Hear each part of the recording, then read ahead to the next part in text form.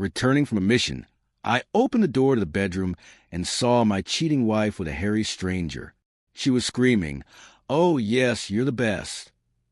I calmly approached the bed and delivered a devastating blow, causing her fair partner to hit the wall and lose consciousness. But the show was just beginning, the hit that changed everything. Coming home early from deployment wasn't the plan, but when you've been in deserts where silence can kill, the quiet of your own home feels strange, eerie even. The house was too quiet.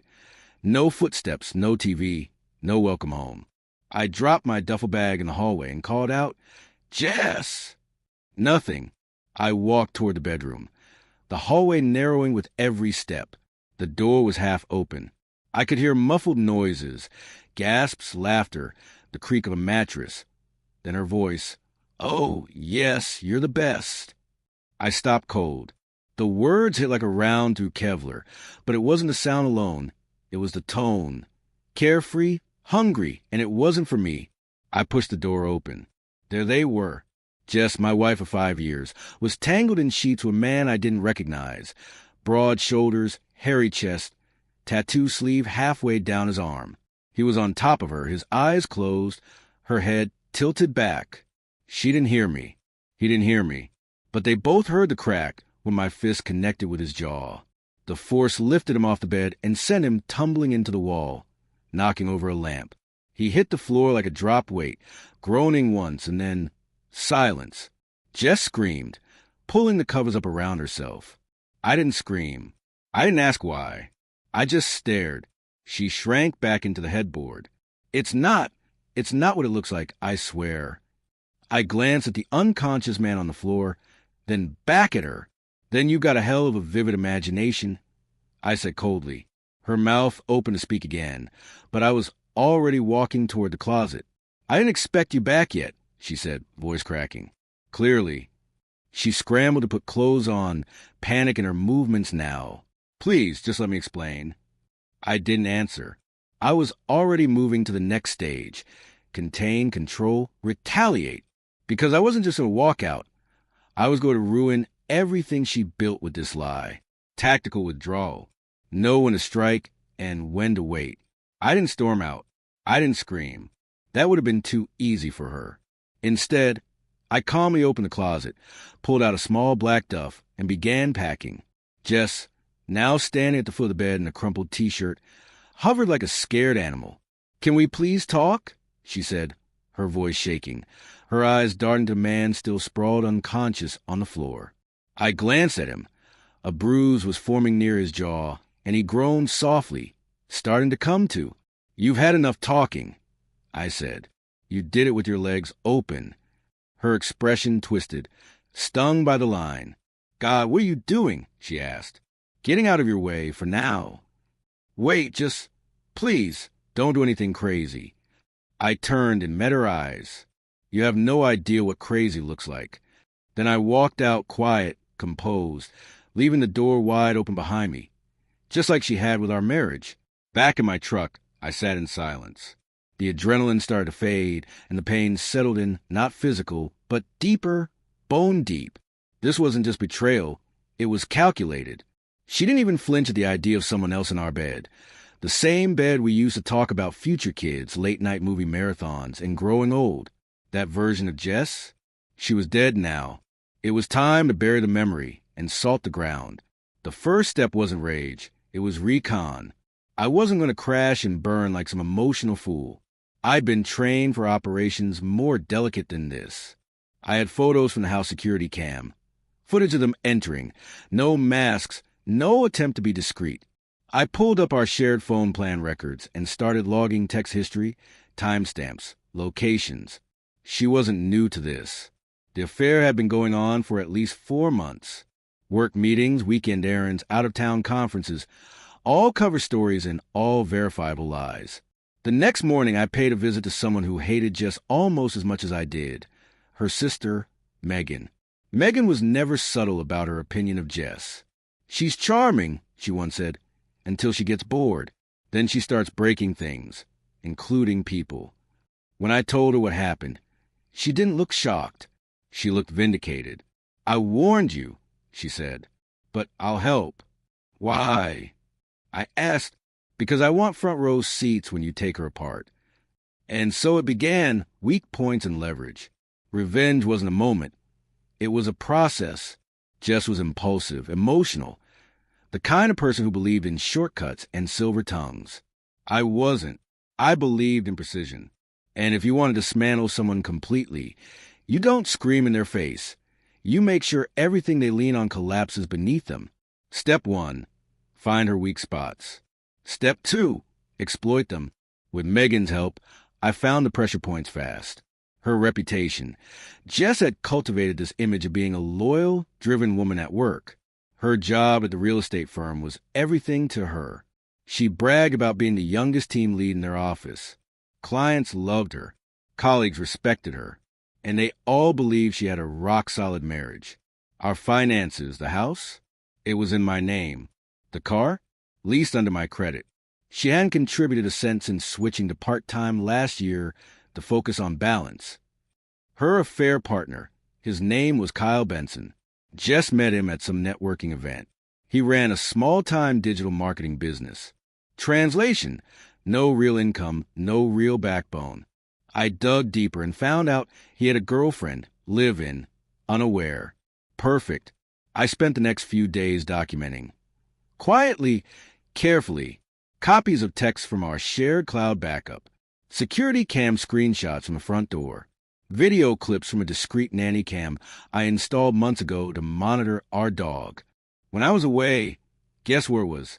Right in the bedroom bookshelf. They made it easy. Then came the exposure. I created a secure email and scheduled 4 identical messages. One to her boss, one to Kyle's girlfriend, one to Kyle's business partners, and one to Jess herself.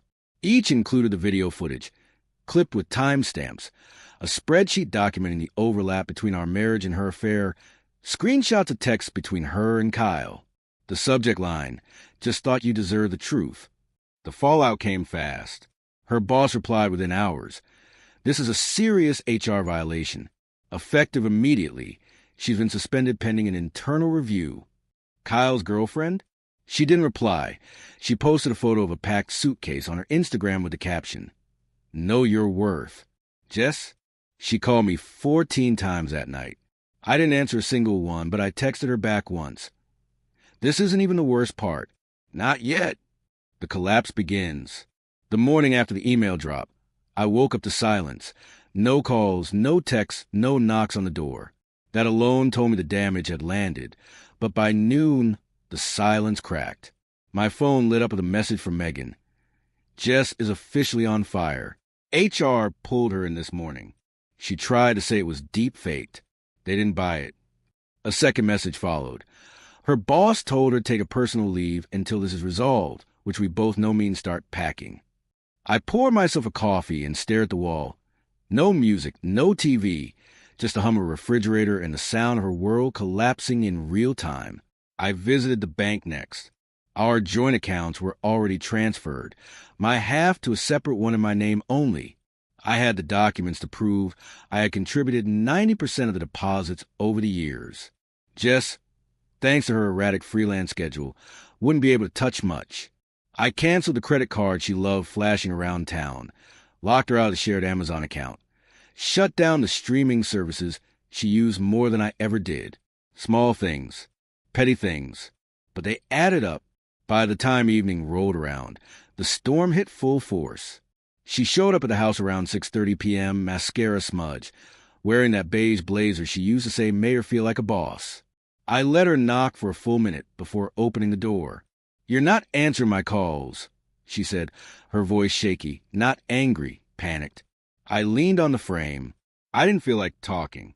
"Please, we need to talk. This is out of control." "Oh, you think this is out of control?"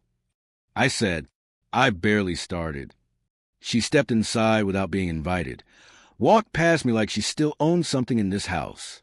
I closed the door behind her. She turned. I got suspended. You know, people are calling me a homewrecker. Clients are pulling listings. My phone hasn't stopped blowing up. I poured another cup of coffee and took a sip before responding. "You wrecked your own home. I just handed you the mirror." Her face tightened.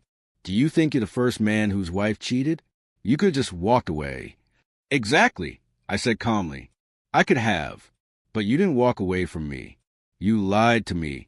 You mocked me, and you expected me to play dumb while you smiled in my face. She opened her mouth to argue, but the words died behind her teeth. Then she broke. I made a mistake, okay? I know I hurt you. I laughed once dry. Hurt me, Jess? You humiliated me in my house, in our bed, while I was on duty. She looked like she was shrinking. Her shoulders caved in. Her voice went flat. Can we fix this? I stared at her. Fix this? She nodded. We had good years, didn't we? Before all of this. And I realized something. She wasn't here because she loved me. She was here because her options were disappearing. Kyle was avoiding her. Her reputation was tanking. She didn't want me. She wanted safety. A life raft. But I wasn't going to be that. I reached into the drawer by the kitchen, pulled out a sealed envelope, and tossed it on the counter. Inside, the divorce papers already signed, served with a notary stamp and everything. You got 72 hours to sign and return those. I said, if you don't, I'll file with my attorney and seek full financial control. And trust me, with the evidence I have, a judge will side with me. Jess looked like she'd been shot. You're really doing this? I already did it, I said. Everything else is just cleanup. She stepped back. You're not the man I married. I met her eyes. That man trusted you. She left without another word. I watched from the window as she stood by her car, fumbling for her keys with shaking hands. Then she drove off, and for the first time in weeks, I felt something close to peace. But the final blow, that was still on the horizon, ready for Chapter 5. That's where the last nail goes into the coffin, public, permanent, and perfectly delivered. You said, continue. Chapter 5, ChatGPT said. Chapter 5, the final nail. 1 week after I handed her the divorce papers, she still hadn't signed. Typical Jess. Stalling, hoping I'd calm down, hoping this whole mess would blow over if she acted remorseful long enough. But I wasn't interested in forgiveness. I was interested in closure, and it was time for the world to see her the way I now did, without the filter, no charm, no manipulation, no carefully curated social media mask. It was time for her to be exposed completely. I waited for the right moment. Her friend Ava's engagement party. Jess wasn't just attending. She was in the bridal party, wearing a custom dress, giving a speech, acting like a pillar of grace and virtue. The irony was almost poetic. I RSVP'd Yes weeks before the fallout. Still had the invite. Still had the access. But this time, I wasn't coming alone. No, my date was Truth.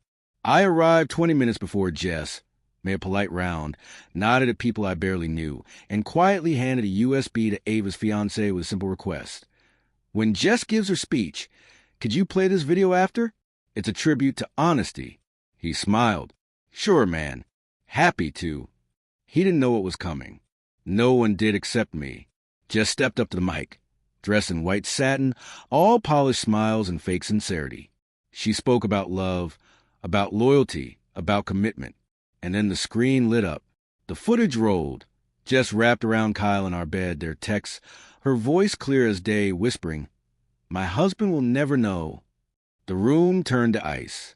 Whispers cut the air like blades. Someone gasped. Ava dropped her champagne glass, and Jess? She froze. Her face went pale. Her knees buckled slightly. Then the mic, still in her hand, picked up her broken whisper. Who did this? I stepped forward, calm as ever. That would be me. Eyes turned. Dozens of them. Friends, co-workers, strangers. You stood up here preaching about love, Jess. But love isn't built on secrets, and tonight I figured the truth deserved a little spotlight. I didn't wait for applause. I just turned and walked out. The next morning, the divorce papers were signed, notarized, and delivered via overnight courier. No note, no message, just a name scrolled in rushed handwriting. Her world burned down. Mine finally free. Was this revenge justified, or did it go too far? Drop your thoughts in the comments below. We want to hear your take.